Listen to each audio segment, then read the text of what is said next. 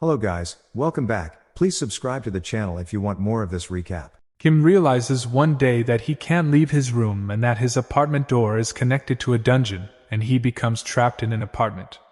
He was fascinated at first, walking through the dungeon feeling like a protagonist in a fantasy story. But this feeling quickly faded when he encountered a real goblin and was chased to near death.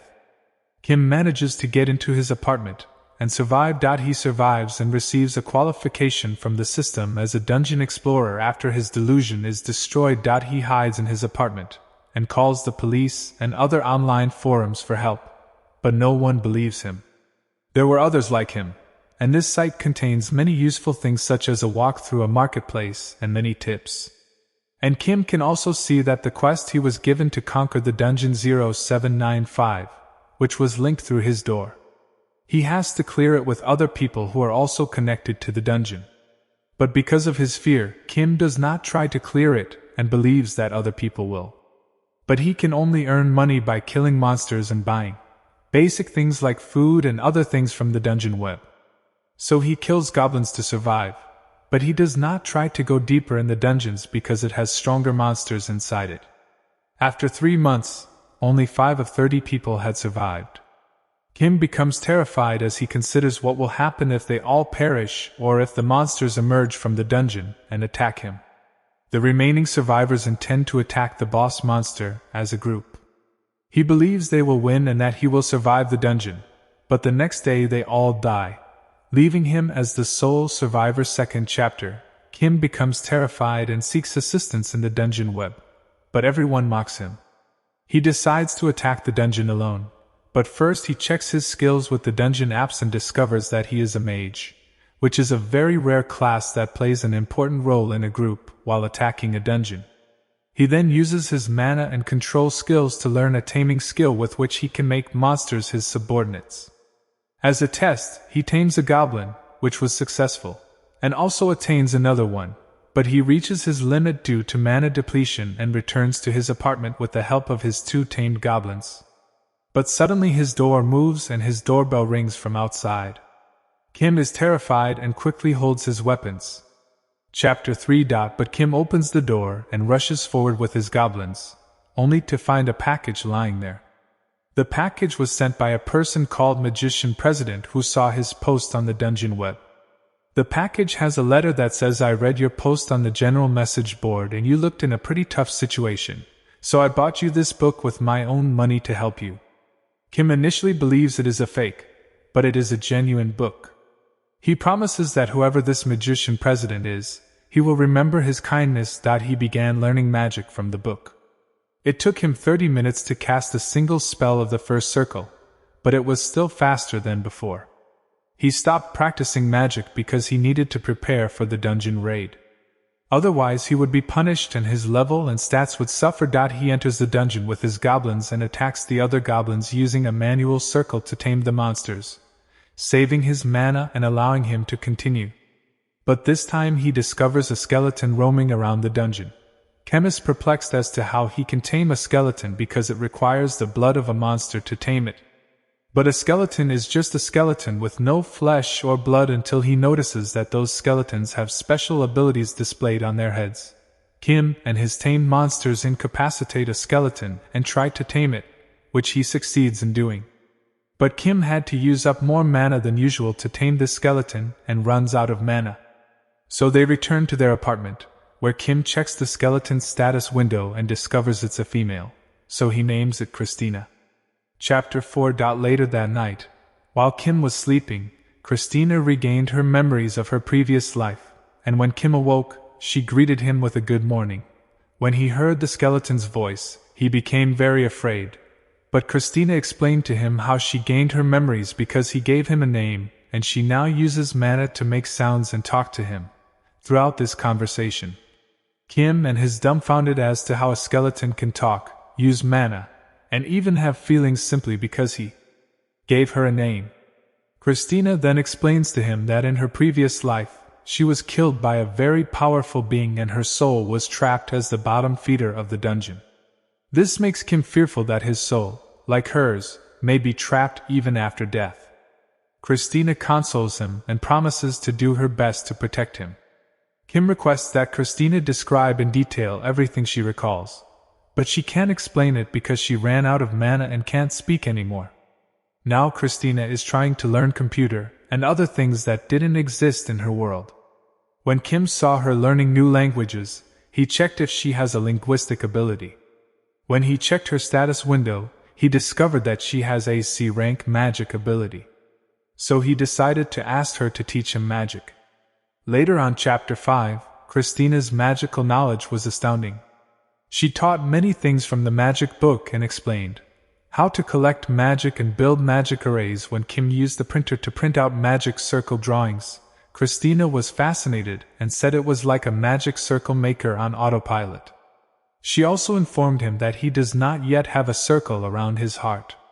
Kim wanted to enter the dungeon after making the mana circle, but due to the dungeon penalty, he had to stop learning and go into the dungeon this time, and Christina instructed him to catch as many goblins as he could. Christina tries to absorb the life of a goblin after he has collected enough goblins. When Kim asks what she did, she explains that when they collected mana, her magic did not increase at all. So she reasoned that she might be an undead who needs the lives of others to gain more power, which has now been proven. Kim was able to sense Christina's sadness as a result of this method of gaining power. Kim tells him not to blame himself and to remember that you were doing all of this because of me, so blame me for all the atrocities you will commit. After that, he tells Christina to absorb the remaining goblins, and after a while her stats stopped increasing. So Kim tells Christina that maybe this is the limit for her to absorb the goblins. Christina tells Kim that being undead is preferable to being a zombie because she will be considered somewhat alive and will be able to gain strength more quickly, but she will have to eat the dead bodies rather than absorb them. Kim agrees with her. Then a swarm of goblins attacks her, but this time Christina tells Kim to stand back and watch because she can handle them. Chapter 6. Christina uses her mana and creates a huge mana circle and uses the long-range magic mana arrows to kill the goblins. But soon she runs out of mana and falls to her knees. Kim tells him to rest and charges at the monsters with his goblin team. Kim and his team fight fiercely and manage to defeat them, but in the process all of his tamed monsters die and he is severely injured. Kim was disappointed because all of his monsters died, but Christina assures him that this is an unavoidable outcome, and they return to their apartment. Christina uses her healing magic to heal his wounds in the apartment, and Christina suggests buying protective equipment to defend themselves in case a strong enemy appears in front of them. But Kim tells her about his lack of funds, saying he only has $1,600, while the basic equipment costs $1,500. Christina informs him that she has a solution to their financial problems. She could share information about low-level spells that can earn them money. If Kim agrees, and the next day he was astounded to see that he had $51,000 in his account. Christina informed him that with that amount of M1Y, they could also move to a larger apartment. Kim asked if that was even possible when he heard that. She informed him that she had read on the forum how to change the address, and that if you spent a day in the dungeon you could move the house. 4 days later, he moved to a more lively house with 4 living rooms. When Kim looked out the window and saw how lively it was outside, he remembers Christina was referring to the admins who changed his home, and that they might know how I can get out of here. Christina, who senses her emotions, yells at him to gather himself and not consider running away from here because doing so would not improve his situation but would only make it worse. Kim hits the invisible barriers on the window and decides that he will leave this dungeon and free himself. A large amount of mana suddenly enters his chest and forms a mana circle around his heart. Chapter 7. Kim asks Christina what has just happened to him, and she responds that he has just overcome his anger and despair, which has made him more spiritually mature and increased his magical powers. Christina congratulates him on his transformation into a true magician. They go to the dungeon to test his new powers, where he easily defeats many goblins and says, "I've become quite strong after receiving a mana circle," to which Christina replies, "Because you are overgeared." They hunt skeletons and catch 2 skeletons with sword skills and take them home, where Kim tames both skeletons and names them Castle and Kai, and Christina asked Kim to tie them up because they may become aggressive after regaining their memory. Kim locks them in the closet for the night, and the next day when Kim opens the door, the skeletons fights to get out. Kim says they can understand us but can't say anything, to which Christina responds that they don't have vocal cords so they can't speak. Only the exception of me because I use mana. Now Christina tells the new skeletons that they had lost their names before, but thanks to the master, they have regained them, implying that the master is our savior. However, the master is currently in a crisis. Just as our world was invaded by monsters, his world is currently being invaded by monsters. So in order not to lose our names again, we must save the master at any cost. And someday you will also have the opportunity to achieve what you could not achieve in your previous life. So swear now that you will dedicate your life to the master, and Christina swears by her name and her mana that as long as you let me live for magic, I pledge my undying loyalty to the master, and Christina asks them to pledge, otherwise she will destroy them on the spot. So the 2 skelly guys pledges that if you help me achieve my goals, to take revenge, we pledge to dedicate our loyalty to the master who gave us our new names.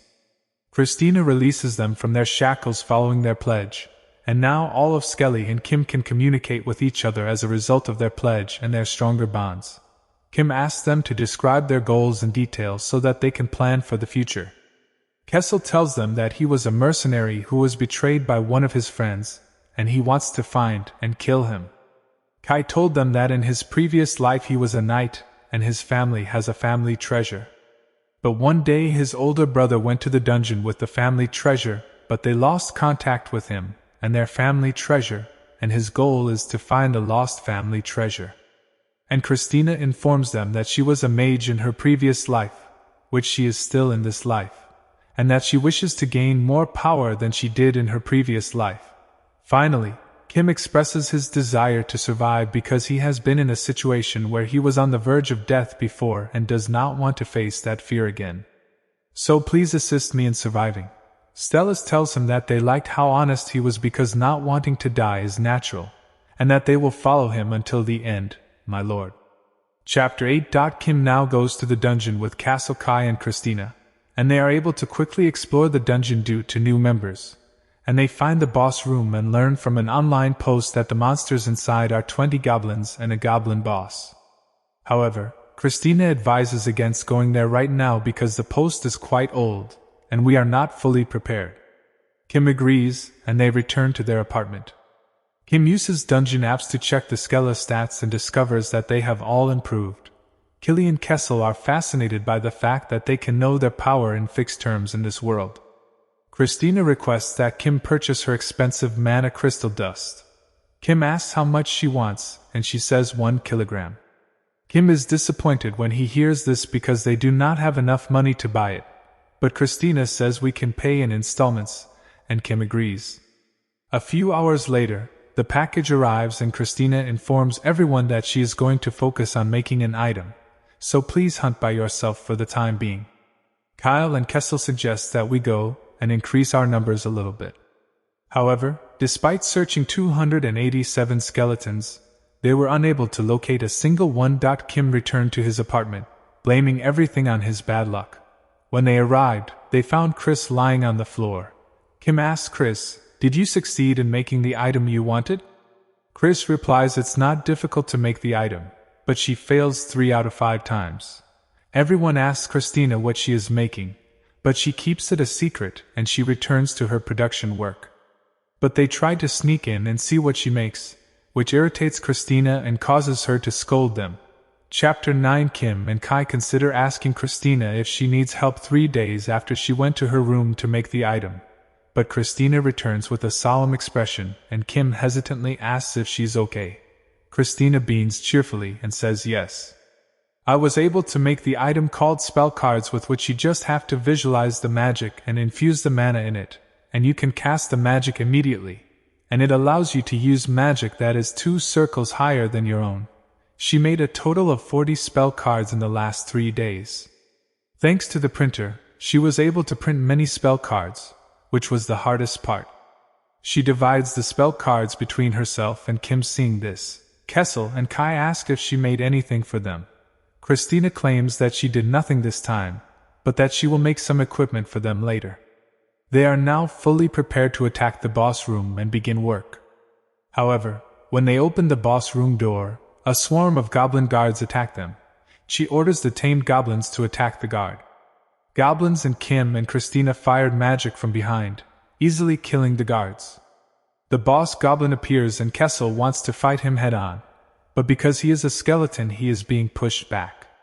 So Kim and Christina attack with lightning magic to help, and Kessel was able to kill the boss, and with this one they killed all the monster, and Kim Handbook was able to clear the first floor successfully. Chapter 10. The Skelly team now sets out to absorb all the monsters they killed in. Kim tries to sleep on the floor, but gets very scared when he suddenly sees a dead body. After the work is completed, Kim sees a new option of rapid return service, and he uses it to check what it does in. A door appears in front of Kim, which connects to their apartment. Suddenly, Christina gets very excited and looks around the door, and Kai tells Kim it's better to wait until she satisfies her magical curiosity. When they return to their apartment, they find a package from the magician president containing a chain mail and a thank you letter from the mage's president describing how he is clearing the dungeon on his own. Kim considers repaying the favor to the magician president, telling Christina how he helped him when he was at his lowest point. Christina suggests giving him the spell cards and that it will also be a good learning opportunity for him to learn the magic of the first circle. Kim asks her to let him rest a little because they have just returned from the dungeon, but she drags him away for the special training. On the other side, we see the president of the mages, who looks like an old boss of a company, asking his assistant to come and take a look at a post that was posted by the person who they helped. Here the person who they are referring to as Kim, and the content was written by Christina in Kim's name. In the next part, we'll see what kind of monsters they encounter on the dungeon's second floor and how powerful they become.